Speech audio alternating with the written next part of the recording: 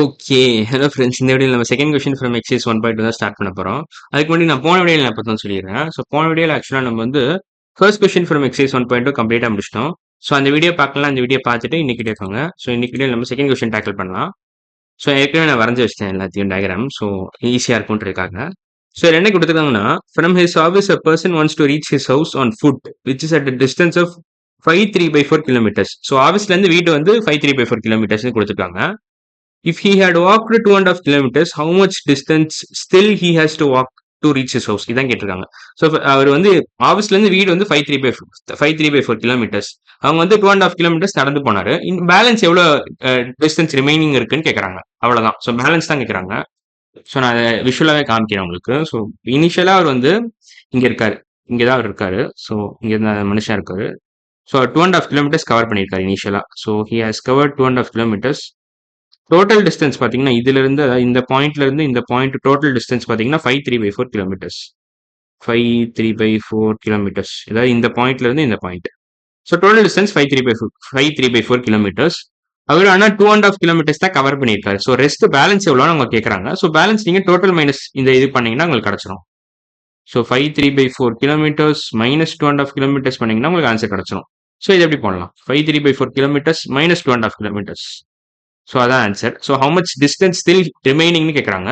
அதை நீங்க initial total distance minus initial distance travelled அப்படின்னு பண்ணீங்கன்னா உங்களுக்கு கிடைச்சிரும். 5 3/4 மைனஸ் 2.5 எப்படி போடலாம்? நம்ம 2.5 நீங்க 2/4 எழுதலாம். அது ஒரு ஐடியா. 5 3/4 மைனஸ் ஹாஃப் நீங்க எப்படி எழுதலாம்? 2/4 எழுதலாம்ல. நான் நிறைய தடவை அந்த ஐடியா சொல்லியிருக்கேன். Half can be written as 2/4. இப்படி பண்ணீங்கன்னா உங்களுக்கு 2/4 கிடைக்கும். இதுவும் ஈக்குவலன்ட் ஃபிராக்ஷன்ஸ். ஏன்னா நான் என்ன பண்றேன், எஃபெக்டிவா நான் 1ஆல மல்டிப்ளை பண்றேன். அதுக்கு பதிலா நான் 2/2 மல்டிப்ளை பண்றேன். 2/2 இஸ் த சேம் அஸ் 1. அது உங்களுக்கே தெரியும். ஒண்ணுமே பிரச்சனை இல்லை. 2/4 is the same as half. 5 3/4 minus 2.5 பதிலா நான் என்ன பண்ண போறேன்னா 2/4 எழுதிக்கிறேன். அப்புறம் என்ன ஐடியா? 5 + 5 முதல்ல நான் எக்ஸ்பிளைன் பண்ணிடுறேன் இதை. 5 3/4 கேன் பி ரிட்டன் அஸ் 5 + 3/4. இது ஓகேவா? இது அண்டர்ஸ்டாண்ட். எல்லாருக்கும் இது ஈஸி தான். மிக்ஸ்டு ஃபிராக்ஷனை நான் எக்ஸ்பேண்ட் பண்றேன். 2/4 என்ன பண்ணலாம்? Minus 2/4. 2/4 can be written as 2 + 2/4. அவ்வளவுதான். இப்போ நீங்க 5 - 2 பண்ணலாம். 3/4 - 2/4 பண்ணலாம். இந்த மைனஸ் சைனை நீங்க உள்ள எடுத்துட்டு போகணும். டிஸ்ட்ரிபியூட்டிவ் ப்ராப்பர்ட்டி ஃபாலோ பண்ணணும் அந்த இடத்துல. ஒன்ஸ் நீங்க டிஸ்ட்ரிபியூட்டிவ் ப்ராப்பர்ட்டி ஃபாலோ பண்ணீங்கன்னா உங்களுக்கு கிடைச்சிடும் ஆன்சர். இப்போ நான் வேற எதுவும் அழிக்க தேவையில்ல. 5 + 3/4 - 2 - 2/4 எழுதலாம் இதை. இந்த ஈக்குவேஷன் 5 + 3/4 மைனஸ் ஆஃப் 2 + 2/4 இருக்குல்ல, நான் அந்த மைனஸ் சைனை எடுத்து உள்ள தூக்கி போட போறேன். 5 + 3/4 - 2 - 2/4. பேசிக்கா அந்த மைனஸ் சைனை நான் உள்ள டிஸ்ட்ரிபியூட்டிவ் ப்ராப்பர்ட்டி யூஸ் பண்றேன். மைனஸ் சைனை நீங்க அந்த பிராக்கெட்குள்ள எடுத்துட்டு போறீங்க. இப்படி கிடைச்சிடும் உங்களுக்கு. 5ஐயும் -2 நீங்க கிளப் பண்ணிக்கலாம். 3/4ஐயும் -2/4 நீங்க ஆட் பண்ணலாம். இப்போ என்ன வரும்? 5 - 2 3ன்னு கிடைக்கும். 3/4 - 2/4 என்ன வரும்? உங்களுக்கு 1/4ன்னு வரும். 3 + 1/4 which is the same as 3 1/4. அவ்வளவுதான். இதான் ஆன்சர். பேலன்ஸ் டிஸ்டன்ஸ் வந்து அவர் இன்னும் இவ்வளவு தூரம் நடக்கணும். ஃபர்ஸ்ட் இனிஷியலா 2.5 கிலோமீட்டர்ஸ் நடந்துட்டாரு. இன்னும் நீங்க 3 1/4 கிலோமீட்டர்ஸ் அவர் நடந்தாதான் அவரால் வீடு போய் சேர முடியும். அதான் ஆன்சர். இந்த இடத்துல நீங்க இதை அழிச்சிட்டு நீங்க 3 1/4 எழுதிக்கலாம். இதான் ஆன்சர். ஃபைனல் ஆன்சர் இதான். Still he has to walk 3 1/4 kilometres to reach his house. அவ்வளவுதான். இன்னும் ரொம்ப தூரம் நடக்கணும் அவர். இங்க வரைக்கும் வந்துட்டாரு அவரு. இன்னும் இவ்வளவு தூரம் நடக்கணும். 3 1/4 கிலோமீட்டர்ஸ் நடக்கணும். இதான் final answer. Second question answer வந்து 3 1/4. அவ்வளவுதான். மேபி தேர்ட் கொஸ்டின் போட்டுடலாமா? என்ன போட்டுடலாம். செகண்ட் கொஸ்டின் ஆன்சர் வந்து 3 1/4 கிலோமீட்டர்ஸ். ஓகேவா? இதான் ஆன்சர். ஃபைனல் ஆன்சர் இதான். இப்போ தேர்ட் கொஸ்டின் ஸ்டார்ட் பண்ணிக்கலாம். விச் இஸ் ஸ்மாலர் அப்படின்னு கேட்குறாங்க. அந்த கொஸ்டின் நான் மறுபடியும் வச்சிடறேன். Which is smaller? The difference between 2.5 and 3 2/3 இல்லைன்னா or the sum of 1.5 and 2 1/4 கேட்குறாங்க. நான் இது கிளியரா எழுதுறேன் இந்த question. Difference between this and this, ஏன்னா இதான் பெரிய நம்பர். ஆக்சுவலா கொஞ்சம் குழப்பி கொடுத்துருக்காங்க அவங்க. நான் கிளியரா எழுதுறேன். டிஃபரன்ஸ் பிட்வீன் 3 2/3 மைனஸ், பேசிக்கா 3 2/3 மைனஸ் 2.5 பெருசா, இல்லைன்னா 1.5 + 2 1/4 பெருசான்னு கேட்குறாங்க. 1.5 + 2 1/4 எது பெருசுன்னு கேட்குறாங்க. இதுவா இல்ல இதுவான்னு கேட்குறாங்க. இதை நம்ம ஏன்னு வேணா மார்க் பண்ணிக்கிறேன். ஏ பெருசா இல்ல பி பெருசான்னு கேட்குறாங்க. எனக்கு தெரிஞ்சு பி தான் பெருசுன்னு நினைக்கிறேன். ஏன்னா இதை ஆட் பண்றோம் ரெண்டுத்தையும். இது 3ல இருந்து 2 சப்ட்ராக்ட் பண்ற மாதிரி இருக்கு. எனக்கு தெரிஞ்சு பி தான் பெருசு. பட் எதுக்கும் செக் பண்ணிடுறேன். 3 2/3 மைனஸ் 2 2.5. இது எப்படி எழுதலாம்? 3 2/3 நீங்க என்ன பண்ணலாம்னா 3 + 2/3 இல்ல மேபி இதை வந்து இம்ப்ராப்பர் ஃபிராக்ஷனை கன்வெர்ட் பண்ணிடலாம். அது ஈஸி ஐடியா. 3 × 3 9 9 + 2 வந்து 11 வரும். ஸோ 3 ஃபர்ஸ்ட் இது மிக்ஸ்டை நீங்கள் இம்ப்ராப்பராக இப்படி தான் கன்வெர்ட் பண்ணுவீங்க. 3 × 3 + 2 the whole divided by 3. So 9 + 2 11. So இது எப்படி எழுதிங்கன்னா 3 × 3 + 2 த ஹோல் டிவைடட் பை 3. 3 × 3 + 2 இது ப்ராக்கெட் போட்டுக்கோங்க. The whole divided by 3 minus 2.5 எப்படி எழுதலாம்? 2.5 is the same as 5/2, but இதுக்கு நான் அதே ப்ரொசீஜர் ஃபாலோ பண்ணுறேன். So 2 × 2 + 1 the whole divided by 2. 2 × 2 + 1 the whole divided by 2. So இது என்ன வரும் உங்களுக்கு? மேலே ஏவை அழிச்சிடுறேன், தேவையில்லை. ஓகே, இப்படி க்ளீனாக இருக்கும். ஸோ இதுதான் நான் இப்படி க்ளீனாக எழுதியிருக்கேங்க.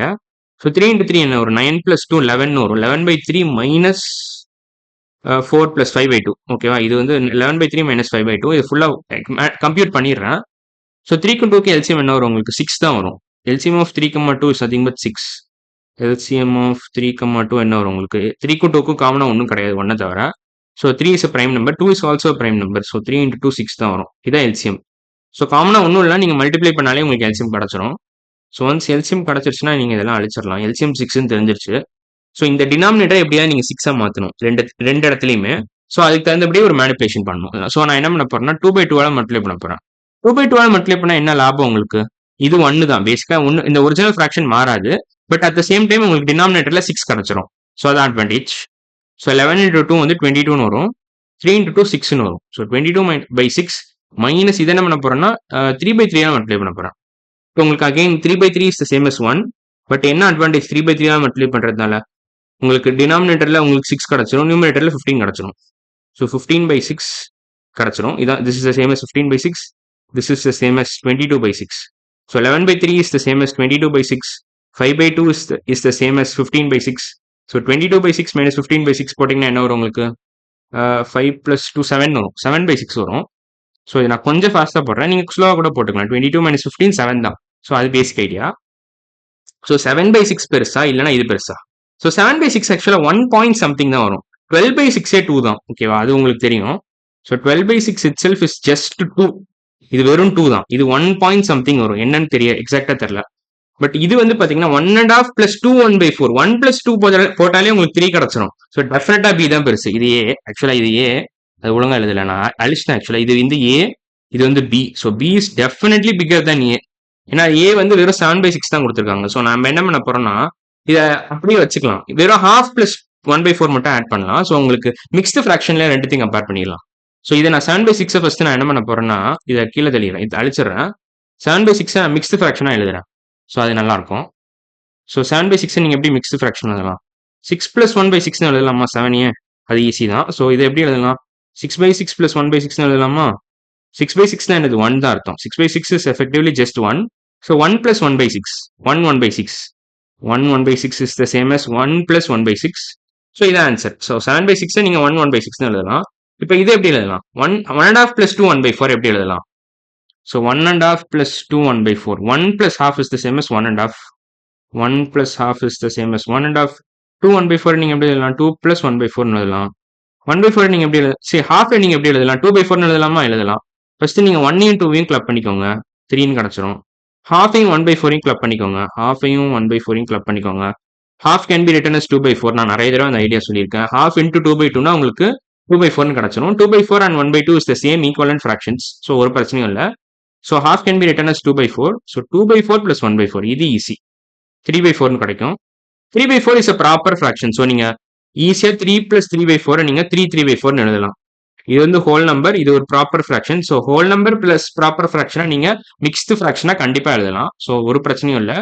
ஸோ 1/6 பெருசா இல்ல 3/3/4 பெருசான்னு கேட்டீங்கன்னா நீங்க கண்ணை மூடிட்டு சொல்லிடலாம் 3/3/4 தான் பெருசு. ஸோ 1/6 வர்சஸ் 3/3/4 இதான் பெருசு. இதான் பெருசு. பட் அவங்க எது குட்டின்னு கேட்கறாங்க. ஸோ இதான் குட்டி. 1/6 தான் குட்டி. ஸோ விச் இஸ் ஸ்மாலர் தான் அவங்க கேட்கறாங்க. ஸோ இதான் ஸ்மாலர். ஸோ ஆன்சர் வந்து இதான். டிஃபரன்ஸ் பிட்வீன் 3 2/3 and 2.5 தான் ஸ்மாலர். ஸோ அவங்க கொஞ்சம் வேற மாதிரி ட்ரிக் மாதிரி கொடுத்துருக்காங்கன்னு நினைக்கிறேன். ஆக்சுவலாக இதுதான் ஃபர்ஸ்ட் வரணும், இது செகண்ட் வரணும். ஸோ இதான் பேசிக்கா இதான் answer. Difference between 2.5 and 3 2/3 is the answer. So நீங்க பேசிக்கா 3 2/3 - 2.5 போட்டீங்கன்னா அதான் குட்டியா இருக்கும். அதான் குட்டி quantity compared to sum of 1.5 and 2 1/4. அவ்வளவுதான். ஸோ இதான் தேர்ட் கொஸ்டின் ஆன்சர். ஸோ இன்னைக்கு வீடியோவில் நம்ம வந்து செகண்ட் கொஸ்டின் கம்ப்ளீட்டா முடிச்சிட்டோம், அப்புறம் தேர்ட் கொஸ்டின் கம்ப்ளீட்டா முடிச்சிட்டோம். இது ரெண்டுமே எக்ஸசைஸ் 1.2 வந்து முடிச்சிட்டோம். ஸோ அடுத்த வீடியோ நம்ம என்ன பண்ணலாம்னா ஃபோர்த் கொஸ்டின் ஸ்டார்ட் பண்ணிடலாம். ஸோ இன்னைக்கு வீடியோ அவ்வளோதான். அடுத்த வீடியோல பார்க்கலாம். பாய்.